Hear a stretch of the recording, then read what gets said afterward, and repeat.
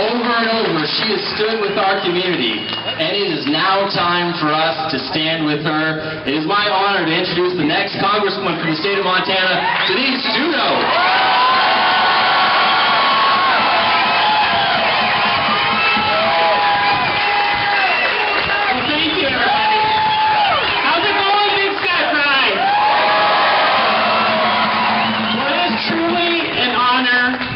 Here with all of you, and I'm really so proud. And because there's so much talk about allies today, my dad, Denise Juneau, is here. And he's been great, and I'm just so very proud of him, and I'm just proud that he is wearing the Team Juneau shirt and has always been there for me. So thanks, Dad, on Father's Day.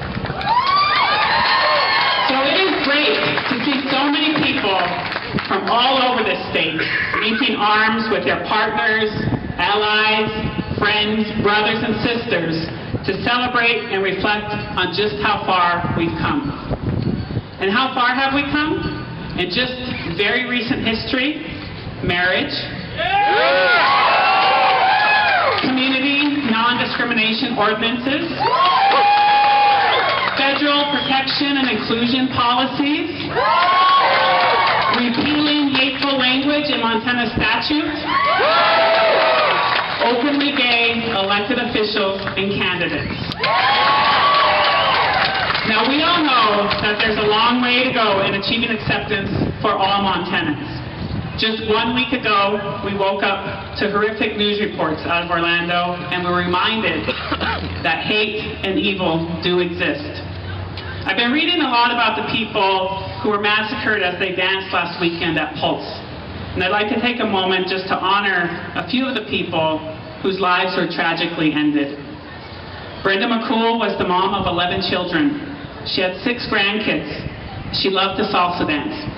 She survived cancer, and Brenda was at the club with her son last Sunday as he was killed on the dance floor, and her son survived. Antonio Brown was an Army Reserve captain. He'd been deployed to the Middle East, but he lost his life at an American dance club. Akira Murray was only 18 years old. 2 weeks ago, she walked across her stage at her high school graduation.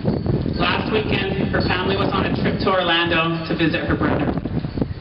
Akira was shot in the arm at the dance club and dialed a frantic call to her mom asking for help.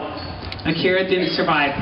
She was planning to attend college in the fall on a basketball scholarship. Akira, like all of those who were brutally murdered on Sunday, had bright futures waiting for them. Each had bright futures unfairly taken from them.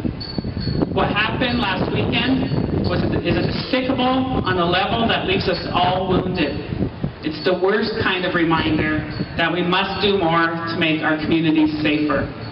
And I'm not here to talk about policy or statistics or what research proves. I'm here to talk about ways each of us can work together to build safer communities that are united against the very root of what fuels evil.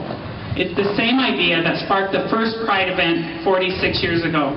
It's about coming together and the willingness to speak up for what's right, even when our voice shakes.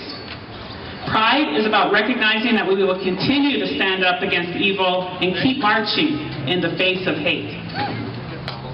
And nothing about this journey has been easy, but what I know for sure is that we are fighting for the safety of all Americans. We are fighting for the ability of all Americans to get a good education and build a brighter future for themselves and their families.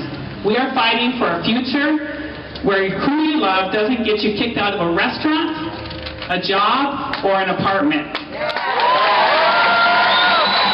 We are fighting against people who think it's okay to terrorize others just because of the way they look, what they believe in, or who they are.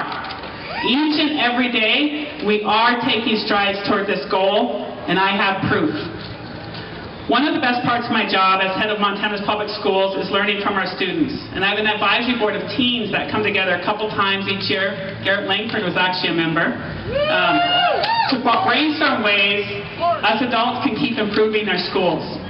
These kids are from our biggest schools and our smallest schools. Straight kids, gay kids, white kids, American Indian kids. Some are from Montana's nicest neighborhoods, others are not. Some are straight-A students, while some have faced challenges that seem impossible to bounce back from.